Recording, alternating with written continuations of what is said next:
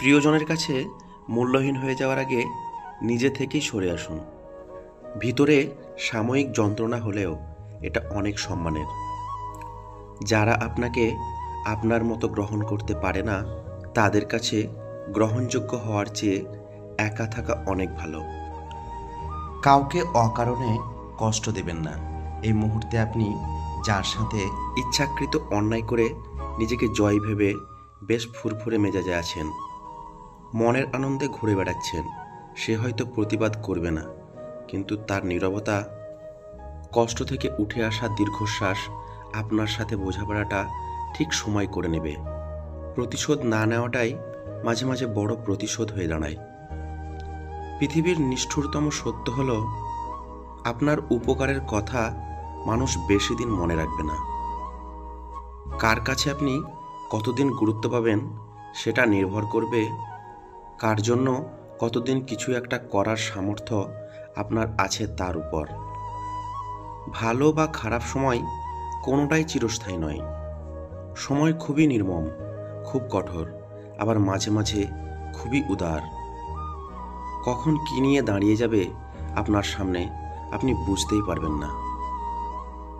আপনার জীবনের সবচেয়ে পছন্দের জিনিসগুলো হয়তো অবৈধ, নয়তো নিষিদ্ধ, নয়তো অন্য কারোর। এমনটা হলে এখনই আপনার দৃষ্টিভঙ্গি পরিবর্তন করুন, নইলে আপনার পতন আসন্ন। ভুল জায়গায় স্যাক্রিফাইস আর ভুল মানুষের সাথে কম্প্রোমাইজ আপনাকে না দেবে সুখ আর না দেবে সফলতা।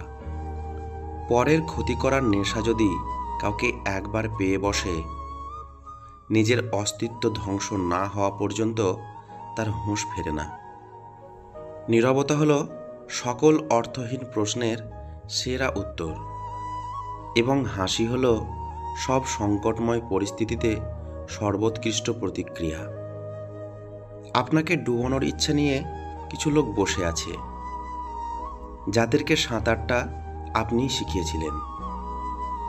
কাউকে সাহায্য করে পিছন ফিরে চাইবেন না, সে লজ্জা পেতে পারে। বয়স, শিক্ষা, পদ ও পদবীর দিক দিয়ে কেউ ছোট হলেও কাউকে ছোট করে দেখবেন না, তাহলে আপনি ছোট হয়ে যাবেন। নিজের মূল্য কমে যায় 5টি কাজ করলে। 1. নিজে থেকে কারো উপকার করলে। 2. অতিরিক্ত সরলতা দেখালে। 3. প্রয়োজনের বেশি কথা বললে। 4. কথা দিয়ে কথা না রাখলে। আর 5. যেখানে মূল্য নেই সেখানে বারবার গেলে।